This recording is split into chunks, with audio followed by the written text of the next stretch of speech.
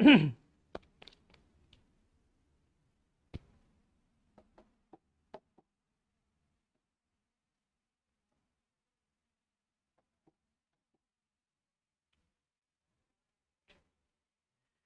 बच्चों, मैं आशीष अग्रवाल आप सभी का स्वागत करता हूं विद्या क्लासेस में। बच्चों आज हम 11वीं क्लास की फिजिक्स पढ़ रहे हैं और 11वीं क्लास की फिजिक्स में बच्चों जो हम खंड ख पढ़ रहे थे हम, ठीक है।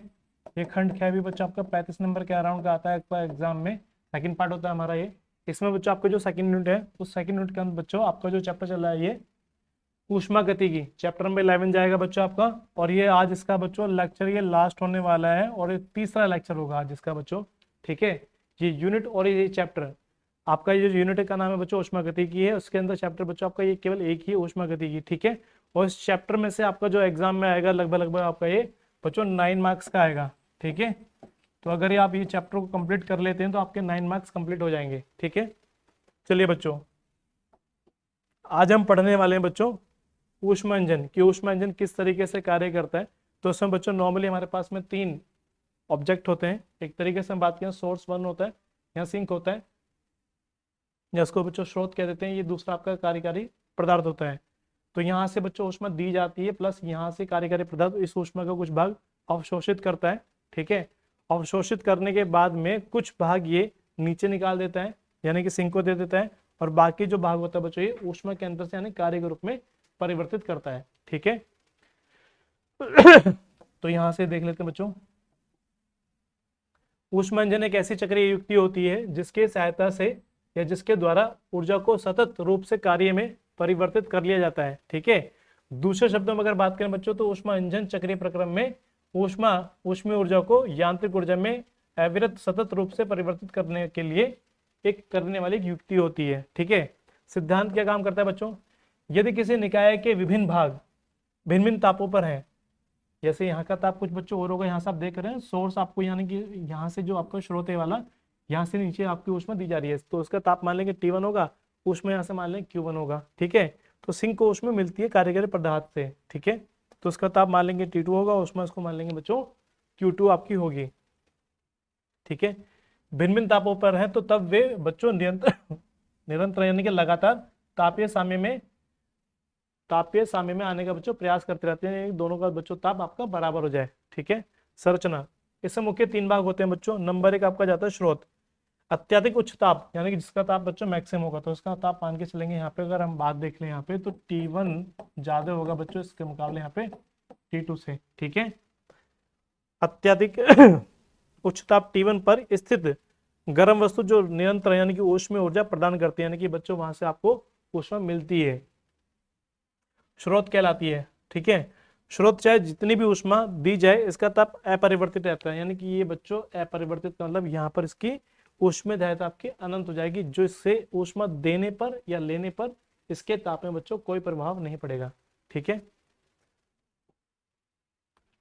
आगे देख लेते हैं बच्चों सिंक।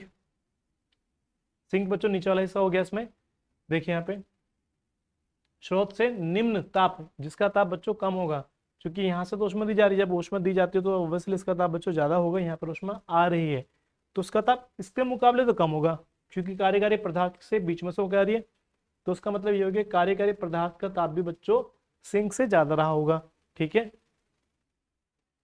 तो स्रोत से निम्न ताप T2 पर स्थित ठंडी वस्तु जो स्थिर ताप T2 पर ऊष्मा की कितनी भी मात्रा अवशोषित कर लेती है, अर्थात सिंक की ऊष्मादायता बच्चों अनंत होती है, जिसे सिंक कहते हैं, ठीक है। आगे देखें यहाँ पे कार्यकारी पदार्थ जो बीचों बीच में आपका आ रहा है, जो जहाँ पे आपका वर्क हो रहा है, जो ऊष्मा को लेता है अवशोषित करता है, बाकी ऊष्मा को नीचे भेज देता है, ठीक है, यानी कि परित्याग यानी कि त्याग कर देगा। वह पदार्थ जो स्रोत से ऊष्मीय ऊर्जा को अवशोषित कर उसके कुछ भाग को यांत्रिक कार्य में परिवर्तित करता था, तो शेष भाग को बच्चों सिंक को परित्याग कर देता है। यानी कि जो हमारे पास बच्चों यहाँ पर ये वाला कार्यकारी पदार्थ है ये वाला, ठीक है, ये ऊपर से कुछ ऊष्मा लेगा, ठीक है, और कुछ को ये कार्य के रूप में यांत्रिक ऊर्जा के रूप में या कार्य के रूप में व्यय कर देगा, बाकी शेष ऊर्जा को बच्चों ये नीचे ही दे देगा सिंक के तौर पे, है ना। ये आपको कार्य करवा देगा, ठीक। तो चलिए देखिए बच्चों उसकी वर्किंग क्या है। कार्यकारी पदार्थ स्रोत से ऊष्मा ग्रहण कर उसके एक भाग को उपयोगी कार्य में परिवर्तित करता है तथा शेष भाग सिंक को दे देता है और अंत अपनी पूर्व अवस्था में लौट आता है, यानी कि अपनी पहली वाली अवस्था में बच्चों लौट आता है। जब ये पहली वाली अवस्था में लौट आता है इसका मतलब इसकी जो यांत्रिक ऊर्जा हो गया उसमें परिवर्तन बच्चों शून्य होगा, ठीक है। यानी कि एक चक्रीय प्रक्रम है और चक्रीय प्रक्रम में बच्चों यांत्रिक ऊर्जा जो होती है आपकी, यानी कि इसकी स्थिर ऊर्जा वह परिवर्तित रहती है, ठीक है। अर्थात पदार्थ उसी मार्ग से अपनी प्रारंभिक अवस्था में नहीं लौटता बल्कि अन्य मार्ग से अपनी प्रारंभिक अवस्था में लौटता है। अतः सूचक आरेख एक सरल रेखा न होकर बंद वक्र होती है। प्रत्येक चक्र में कार्यकारी पदार्थ के गुणों में परिवर्तन नहीं होता, अतः इस चक्र की पुनरावृत्ति करके अधिक से अधिक ऊष्मा को कार्य में परिवर्तित बच्चों किया जा सकता है, ठीक है। अब देखिए बच्चों ऊष्मा इंजन की दक्षता, इसकी दक्षता यानी कि पावर की किस तरीके से यहाँ पर काम करेगा। तो बच्चों हमने मान लिया कि हमारे पास में एक ऊष्मा इंजन है, कार्यकारी पदार्थ स्रोत T1 ताप पर है, पहला वाला दिखा रखा है बच्चों, तथा Q1 ऊष्मा अवशोषित करता है और इसको कुछ भाग बच्चों यांत्रिक कार्य W के रूप में परिवर्तित कर देता है। शेष भाग बच्चों Q2 को सिंक को देता है। जब सिंक को देता है उसका ताप बच्चों T2 हो जाता है, ठीक है। अतः पुनः अपनी प्रारंभिक अवस्था में लौट आता है। तो इस चक्र में अवशोषित परिणामी ऊष्मा जो बच्चों क्या होगी, डेल्टा Q बराबर या DQ बराबर आपका Q1 माइनस Q2, क्योंकि ऊपर से आएगी बच्चों, ठीक है, ऊपर से आएगी नीचे को चली जाएगी, तो परिवर्तन इसका कितना हो रहा है बच्चों, Q1 माइनस Q2, ठीक है। चूंकि कार्यकारी पदार्थ अपनी प्रारंभिक अवस्था में लौट आता है अतः इसकी आंतरिक ऊर्जा में कोई परिवर्तन बच्चों नहीं होगा, जिस वजह से डेल्टा U की वैल्यू 0 हो जाएगी। और ऊष्मा गति का जो प्रथम नियम था आपका वो क्या था, DQ बराबर आपका DU प्लस DW। जब DU की वैल्यू यहाँ पे 0 रखेंगे बच्चों तो DQ बराबर आपका आएगा DW, ठीक है। 0 रखते क्या बन जाएगा आपका यहाँ पे, DQ बराबर 0 प्लस के DW, और यहां से आपका आ जाएगा बच्चों DQ बराबर DW, ठीक है। आगे अगर देख लेते हैं तो यहां से देखिए बच्चों क्या आ जाएगा आपका, इस तरीके से अगर आप देख लें यार तो आपको बच्चों यहाँ मिलेगा DQ बराबर 0 प्लस W। तो यहां से आपका कार्य निकल के आ जाएगा बच्चों Q1 माइनस Q2 बराबर W, ठीक है। अतः ऊष्मीय इंजन की दक्षता उसके कार्यकारी पदार्थ द्वारा प्रति चक्र में किए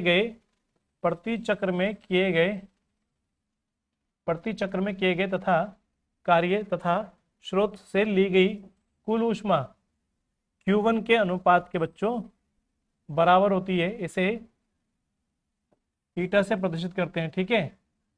और जिससे बच्चों ऊष्मा इंजन की दक्षता कहते हैं। अतः दक्षता बराबर आप बच्चों आपको क्या निकल कर आ जाएगा, यहाँ पे दक्षता ईटा बराबर आपका जाएगा कार्य बटे, यानी कि किया गया कार्य बटे ऊष्मा ली गई ऊष्मा की मात्रा। कितनी ऊष्मा ली गई थी बच्चों, Q1, तो W बटे Q1 आ गया। और W की वैल्यू बच्चों अगर यहाँ से देखें आप तो आप कह सकते हैं इस W के मान को आपने यहाँ पे रखा, और जब W के मान को बच्चों आपने यहाँ रखा तो आपका बन जाएगा ये वाला, इस तरीके से W बराबर का आ गया बच्चों Q1 माइनस Q2 बराबर W बराबर आपका आ गया Q1 माइनस Q2। जैसे आप यहाँ रखेंगे तो आपका बन जाएगा बच्चों ईटा बराबर Q1 minus Q2 upon Q1, ठीक है। और जब बच्चों इसको अलग अलग डिवाइड करेंगे तो आपका यहाँ से निकल के आ जाएगा ये बच्चों ये वाला ईटा बराबर 1 माइनस Q2 अपॉन Q1, ठीक है। और इसको बच्चों हम यहाँ पर Q2 अपॉन Q1 की जगह इसको रिप्रेजेंट कर सकते हैं बच्चों यहाँ पे हम T2 अपॉन T1 से, यानी कि ईटा बराबर आपका आ जाएगा बच्चों 1 माइनस T2 अपॉन T1। तो अगर आपको ऊष्मा दे रखी है तो ऊष्मा के लिए फॉर्मूला ये लगा लेंगे दक्षता निकालने के लिए। लेकिन अगर आपको बच्चों ताप दे रखा है ना, तो जब आपको ताप दे रखा होगा तो फॉर्मूला बच्चों ये लगा लेंगे ईटा बराबर आपका आ जाएगा आपका 1 माइनस T2 अपॉन T1। अगर ऊष्मा दे रखी है तो ईटा बराबर 1 माइनस Q2 अपॉन Q1, ये आपकी दक्षता बताएगा, ठीक है। चलिए जैसे आपके सामने बच्चों क्वेश्चन आता है, क्वेश्चन में कहता है कि एक वाष्प इंजन अपने बॉयलर से प्रति सेकंड आपको ऊर्जा देता है, यानी कि जूल ऊष्मा प्राप्त करता है। तो उसका मतलब बच्चों अगर Q1 आ गया आपका कितना आ गया, 6 गुना 10 की पावर 7 जूल ऊष्मा प्राप्त करता है। तो प्रति सेकंड जूल कार्य करता है। अब कार्य के लिए मतलब क्या हो गया बच्चों, W हो जाएगा ये वाला, ठीक है। तो कितना कार्य हो गया, 9 गुना 10 की पावर बच्चों 6 जूल कार्य हो गया। तो नंबर 1 आपको निकालना है, एक तो इंजन की दक्षता निकालना है। क्या निकालनी है बच्चों, पहला पार्ट इंजन की दक्षता। जब इंजन की दक्षता निकालनी होगी तो फॉर्मूला लगाएंगे ईटा बराबर आपका W बटे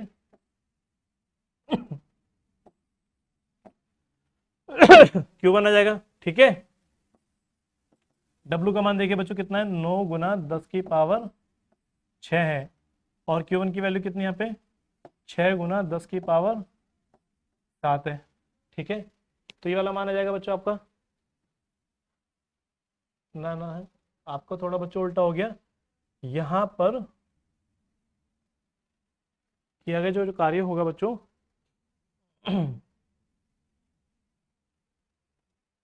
चलिए अगर इसको भाग कर लेते हैं तो कितना आएगा बच्चों, देखिए यहाँ पे आपका ऊपर लिखा हुआ है 9 है ना, नीचे लिखा हुआ है 3। तो एक काम कर लेते हैं बच्चों, कैसे इसको भाग कर लेते हैं, 3 दूनी 6, 3 तिया 9। ठीक है, अब 3 तिया 9 जब जाएगा बच्चों यहाँ पे आपका, तो उसको जब काटेंगे तो 1.5 आ जाएगा। ठीक है, अब ऊपर देखें बच्चों यहाँ पे आपका आ जाएगा, तो 1.5 इंटू 10 की पावर, ऊपर देखेंगे ना पे 6 पावर यहाँ पर है, 7 पावर है। तो एक काम कर लेते हैं, तो यहाँ से बच्चों ये पावर आपकी हट जाएंगी, केवल नीचे एक पावर बच जाएगी। तो जब आपके पास ईटा की पावर 1 बच जाएगी तो वैल्यू आपकी जाएगी 0.15। तो ये इसका बच्चों आंसर जाएगा। ठीक है, चूंकि 6 पावर ऊपर है ना प्लस की, नीचे पावर 7 प्लस की है, तो जब ये नीचे आएंगे तो माइनस हो जाएंगे, और 7 में से जब 6 जाएंगे तो बच्चों पावर 1 बचेगी प्लस की। और जब 1.5 को भाग करेंगे 10 से तो एक अंक आपका इधर आ जाएगा, यानी कि पॉइंट आपका आ जाएगा 0.15। ठीक है, दूसरा बच्चों आपका जाता है अपशिष्ट ऊष्मा की मात्रा। अपशिष्ट ऊष्मा की मात्रा यानी कि हम सिंक की ऊष्मा कह सकते हैं बच्चों। ठीक है, तो यानी कि बी पार्ट में अगर आपको निकालना हो अपशिष्ट ऊष्मा या सिंक की ऊष्मा, अब सिंक की ऊष्मा बच्चों होती है Q2 आपकी। तो फॉर्मूला भी हमारे पास में पढ़े हैं, W बराबर कहता है बच्चों Q1 माइनस के Q2। ठीक है, तो जब वैल्यू आपको निकालनी होगी यहाँ से, तो Q2 बराबर आपका जाएगा Q1 माइनस के W। Q1 की वैल्यू बच्चों कहाँ है, वही 6 गुना 10 की पावर 7। ठीक है, और इसकी वैल्यू कितनी है बच्चों, 9 गुना 10 की पावर 6। तो क्या बच्चों उसको 60 लिख सकते हैं, क्योंकि एक और यहाँ दे देंगे 60 गुना 10 की पावर 6 हो जाएगा, यहाँ माइनस के 9 गुना 10 की पावर 6 हो जाएगा। तो देखिए यहाँ से 60 माइनस के 9 पावर आपके जाएगी बच्चों 10 की पावर 6। ठीक है, 10 की पावर 6 आ जाएगी। अब यहाँ से देखें 60 में से 9 चले जाएंगे बच्चों, कितने बचेंगे 51। तो 51 गुना 10 की पावर बच्चों आपके पास आएगा 6, या इसको लिख सकते हैं 5.1 इंटू 10 की पावर बच्चों 7। ठीक है, जूल पर सेकेंड। तो यानी कि ये बच्चों आपकी ऊष्मा निकलेगी इसकी, यानी कि सिंक की ऊष्मा आपकी आ जाएगी 5.1 इंटू 10 की पावर बच्चों 7। ठीक है, चलिए बच्चों अगर यहाँ तक बात क्लियर आपके तो आगे चल लेते हैं। अब क्या है बच्चों, पर शीतक यानी कि ऊष्मा पंप जो वस्तु को ठंडा करने में सहायक करता है। ठीक है, यानी कि किसी शीतल स्थान से ऊष्मा लेकर उसे गर्म स्थान पर स्थानांतरित करने वाली युक्ति है ना, परशीतक अथवा या ऊष्मा पंप बच्चों कहलाती है। इसका प्रयोग वस्तुओं को ठंडा करने में किया जाता है। ठीक है, परशीतक की कार्यविधि उत्क्रमण दिशा में कार्य करत ऊष्मा इंजन के तुल्य होती है, अर्थात यह उत्क्रमण दिशा में कार्य करने वाला ऊष्मा इंजन ही है। परशीतक में कार्यकारी पदार्थ सामान्य फ्रीऑन गैस सिंक से निम्न ताप T2 पर Q2 ऊष्मा अवशोषित करता है तथा बाह्य स्रोत द्वारा कार्यकारी पदार्थ पर W कार्य किया जाता है तथा यह बच्चों अधिक ऊष्मा Q1 यानी कि यहाँ से आपको ऊष्मा ली जाएगी तथा और ये उसमें इस तरीके से ऊष्मा आपकी यानी कि निम्न ताप से बच्चों ऊष्मा ली जाएगी और कार्यकारी पदार्थ को दी जाएगी जिससे कि वो बच्चों ठंडा हो सके। ठीक है, क्योंकि उसका ताप ज्यादा रहा होगा, तो ऊष्मा Q1 से उच्च ताप T1 पर स्रोत को देता है। इस कार्य के लिए विद्युत मोटर का प्रयोग बच्चों किया जाता है। यहाँ पे इलेक्ट्रिक मोटर आपका लगा रखा है जिससे यहाँ पर ये इसको इजीली करवाता है। ठीक है, यानी कि घरेलू, अब देखिए डोमेस्टिक परिस्थितियों में रखे पदार्थ, फल, सब्जियां आदि सिंक का कार्य करते हैं, जबकि बाहर का परिवेश यानी कि वातावरण स्रोत का कार्य करता है। ठीक है, कार्यवाहक मोटर द्वारा, जबकि फ्रेऑन Cl2F2 फ्रेऑन गैस कार्यकारी पदार्थ का कार्य करता है। प्रशीतक में कार्यकारी पदार्थ का एक चक्र निम्नलिखित चरणों में बच्चों पूरा होता है। कौन कौन से वो चक्र होते हैं बच्चों, देखें यहाँ पे। नंबर 1 आपका होता है बच्चों रुद्धोष्म, रुद्धोष्म प्रसार, यानी कि कार्यकारी पदार्थ के रूप में ली गई, कार्यकारी पदार्थ के रूप में बच्चों ली गई गैस, है ना, ली गई गैस का, गैस की तीव्रता से उच्च दाब से निम्न दाब पर रुद्धोष्म प्रसार करता है, जिसके परिणाम स्वरूप गैस का ताप बच्चों T1 से गिरकर बच्चों T2 हो जाता है तथा गैस वाष्प व द्रव्य के मिश्रण में परिवर्तित हो जाती है। ठीक है, नंबर 2 समतापी, प्रसार।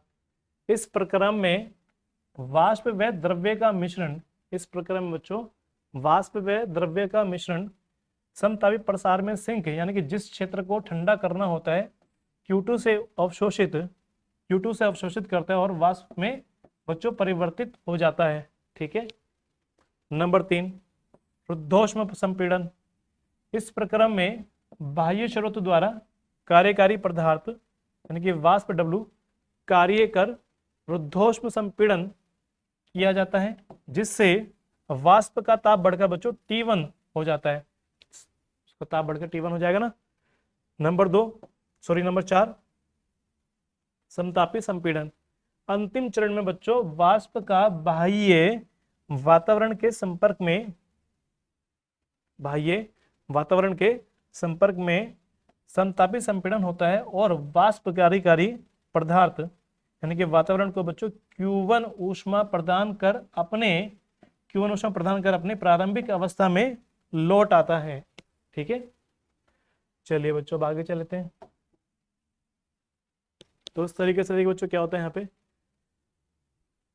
चूंकि कार्यकारी पदार्थ पूर्ण चक्र के बाद अपनी प्रारंभिक स्थिति में बच्चों लौट आता है, उसकी आंतरिक ऊर्जा में बच्चों परिवर्तन कुछ नहीं होगा। इसका मतलब आपका du बराबर 0 आ जाएगा।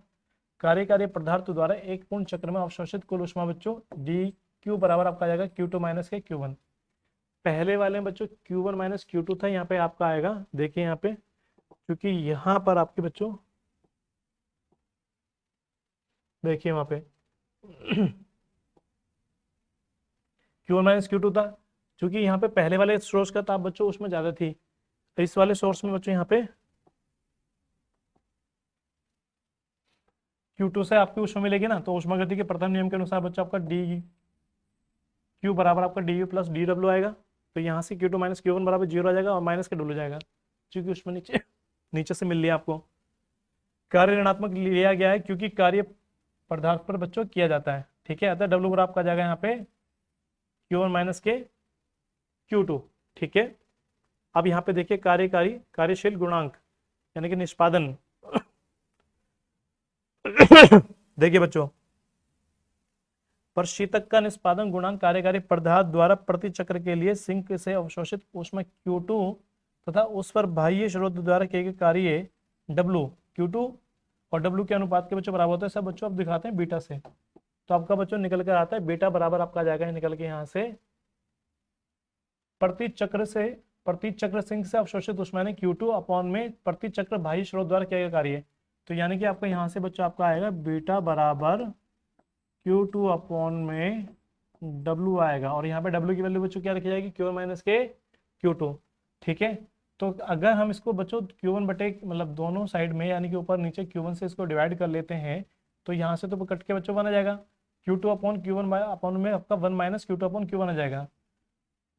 क्योंकि हम जानते हैं बच्चों या तो Q2 अपॉन Q1 बराबर T2 बटे T1 होता है आपका, तो इसलिए इसको हम यहाँ पे T2 अपॉन T1 रख सकते हैं। अपॉन में बच्चों T2 अपॉन T1 आ जाएगा, जो इसको ओवरऑल सॉल्व कर लेते हैं बच्चों वैल्यू, तो आपकी वैल्यू निकल के आएगी बच्चों बीटा बराबर T2 अपॉन T1 माइनस के T2 अपॉन T1 माइनस के T2, ठीक है। तो बीटा बच्चों यहाँ पर क्या है, प्रशीतक गुणांक है, ठीक है। चलिए अब अगर यहाँ तक बच्चों बात क्लियर है आपकी, तो आगे देख लेते हैं। प्रशीतक के कार्यशीलता गुणांक तथा दक्षता में संबंध। प्रशीतक के कार्यशीलता गुणांक यानी कि बीटा में निकालना है, एक तो संबंध आपको प्लस दक्षता, दक्षता बच्चों यानी कि आपको ईटा में निकालना है, यानी कि यहाँ पर आपका आएगा एक तो बीटा आएगा और यहाँ पे बच्चों ईटा आएगा, ठीक है। तो देखिए प्रशीतक में कार्यकारी पदार्थ कम ताप वाली वस्तु यानी Q2 से ऊष्मा लेता है और बाह्य स्रोत W पर कार्य बच्चों किया जाता है। फलस्वरूप Q1 के ऊष्मा बच्चों उच्च ताप वाली वस्तु को दे देता है। तो Q1 बराबर आपका जाएगा Q2 प्लस W। तो यहाँ से W बराबर आपका जाएगा बच्चों Q1 माइनस के Q2, जबकि प्रशीतक गुणांक क्या होता है बच्चों, Q2 अपॉन W। जैसे W की वैल्यू यहाँ पर पुट करेंगे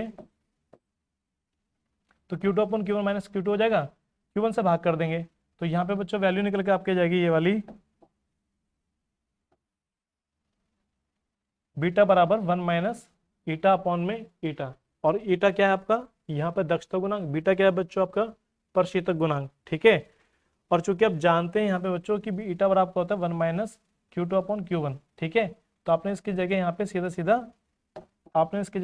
ईटा रख दिया यहाँ पे, ठीक है। तो इस तरीके से बच्चों उसको कर लिया जाता है।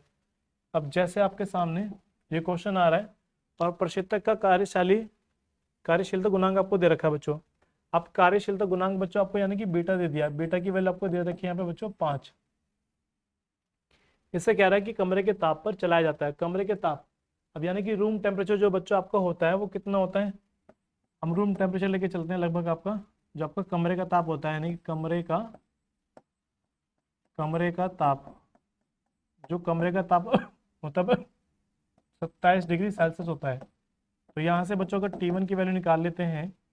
तो T1 की बच्चों वैल्यू कितनी निकल कर आती है आपकी 27 प्लस के 273 इसमें जोड़ देंगे तो आपका आ जाएगा बच्चों 300 केल्विन निकल कर आ जाएगा, ठीक है। आपको 300 केल्विन निकल के आ जाएगा और आपको बच्चों T2 निकालना होगा, ठीक है। तो एक फॉर्मूला भी आप पढ़े हैं यहाँ पे कि बीटा बराबर आपका निकल के आता है बच्चों T2 अपॉन में T1 माइनस के T2, ठीक है। ये फॉर्मूला पढ़ा है भी आपने। बीटा का मान 5 है, T2 मेरे को निकालना है, 300 इसकी वैल्यू है, इसकी वैल्यू मेरे को निकालनी है। तो जब क्रॉस मल्टीप्लिकेशन करेंगे बच्चों कितना आएगा 3 में 15 यानी कि 1500 माइनस के 5 T2 बराबर T2, ठीक है। तो जब इसको देखेंगे बच्चों तो 5 उधर जाएगा तो प्लस हो जाएगा, तो यानी कि 6 T2 बराबर आपका आ जाएगा बच्चों 1500। T2 बराबर कितना आएगा बच्चों 1500 बटे 6 काटेंगे तो 250 आ जाएगा। तो T2 बराबर आपका आ गया बच्चों 250 केल्विन। लेकिन अगर ताप देखें तो बच्चों कितना जाएगा इसका 250 माइनस 273, आपका बच्चों आ जाएगा माइनस के 23 डिग्री सेल्सियस। तो ये बच्चों इसका आंसर निकल के आ जाएगा, ठीक है।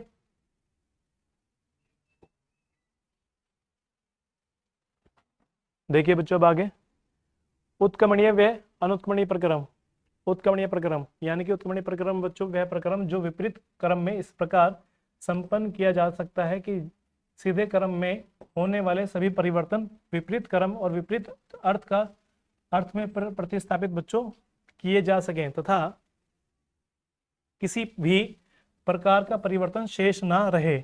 उदाहरण, जब बर्फ को निश्चित मात्रा में ऊष्मा दी जाती है तो पानी में परिवर्तित हो जाता है। यदि इसी प्रकार बनने वाले पानी से उतनी ऊष्मा निकाल ली जाए तो बच्चों बर्फ में परिवर्तित हो जाता है। नंबर 2, गैसों को मंदगामी संपीड़न तथा प्रसार एक उत्क्रमणीय प्रक्रम है। नंबर 3, समान ताप की दो वस्तुओं में ऊष्मा का स्थानांतरण, ठीक है।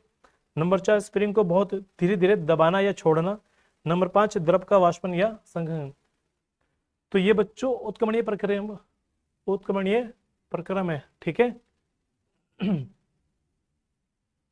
उत्क्रमण प्रक्रम की बच्चों शर्तें, इसकी कुछ कंडीशन है, इसकी कुछ शर्तें हैं, ठीक है। तो बच्चों क्या क्या शर्तें हैं देखिए यहाँ पे। नंबर 1, उत्क्रमणीय प्रक्रम बहुत धीरे धीरे संपन्न किया जाना चाहिए, अर्थात प्रक्रम कल्पस्थातिक होना चाहिए।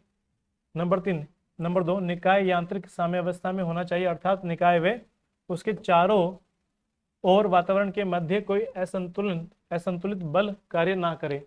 ठीक है। नंबर 3, निकाय रासायनिक साम्य में हो, अर्थात क्रिया के फलस्वरूप कोई नया उत्पाद ना बने, अर्थात क्रिया के फलस्वरूप बच्चों कोई नया उत्पाद ना बने। नंबर 4, चलन संवहन विकिरण, यानी कि चालन आप जानते होंगे बच्चों, जिसमें माध्यम के कणों की आवश्यकता होती है ना। माध्यम कण अपने स्थान से विस्थापित नहीं होते, परंतु ऊष्मा को एक स्थान से दूसरे स्थान पर बच्चों भेज देते हैं। ठीक है। संवहन में जो माध्यम के कण ऊष्मा को लेके जाते हैं, विकिरण में किसी माध्यम की बच्चों हमको आवश्यकता नहीं होती है। ठीक है। विकिरण द्वारा निकाय की ऊर्जा में क्षय नहीं होना चाहिए, अर्थात क्षयकारी प्रभाव जैसे घर्षण, श्यानता, वैद्युत प्रतिरोध आदि पूर्णतः अनुपस्थित बच्चों होने चाहिए। ठीक है। चलिए अब आगे।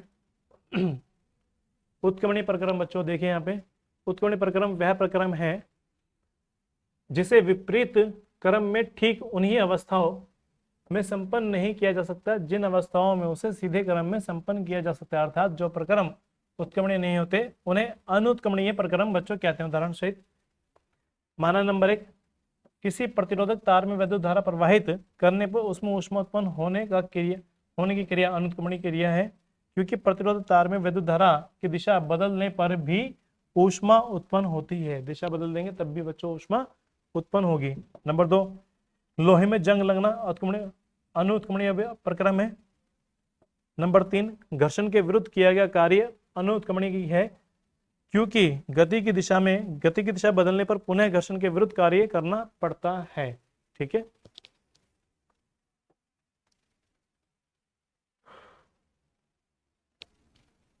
देखिए बच्चों कार्नो इंजन। अब कार्नो इंजन क्या है बच्चों? ऊष्मा इंजन की दक्षता बहुत धीरे धीरे कम होती है। इंजन की बनावट में कई ऐसे संशोधन किए गए, फिर भी उसकी दक्षता का मान अधिक प्राप्त नहीं किया जा सका। इस समस्या का समाधान फ्रांसीसी इंजीनियर सादी ने कार्नो ने एक ऐसे सैद्धांतिक आदर्श इंजन की कल्पना करके किया जिसमें किसी प्रकार के घर्षण इत्यादि घर्षण द्वारा ऊष्मा का क्षय न हो। ऐसे इंजन व्यवहार में प्राप्त करना असंभव है, किंतु आदर्श इंजन से यथार्थ इंजनों की तुलना में कर उनके बारे में निश्चित मत बनाया जा सकता है। ठीक है। यानी कि इसको वास्तविकता में बनाना इम्पॉसिबल है, लेकिन इसको सिद्धांतिक तौर पे इसको माना जा सकता है ऐसा। ठीक है।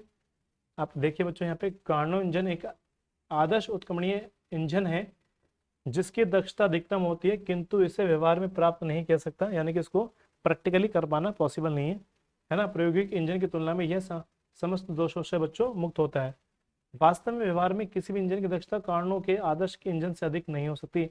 इस इंजन के प्रमुख भागों का विवरण बच्चों नियमानुसार है। नंबर 1, पिस्टन युक्त सिलेंडर। ठीक है। पिस्टन युक्त बच्चों देखें सिलेंडर, यहाँ पे जो पिस्टन आपका लगा रखा है वाला, ये आपका सिलेंडर यहाँ पे दिखा रखा है। दीवारों एवं पूर्व चालक आधार पर एक सिलेंडर होता है जिसमें पूर्ण अचालक तथा घर्षण रहित एक पिस्टन लगा होता है।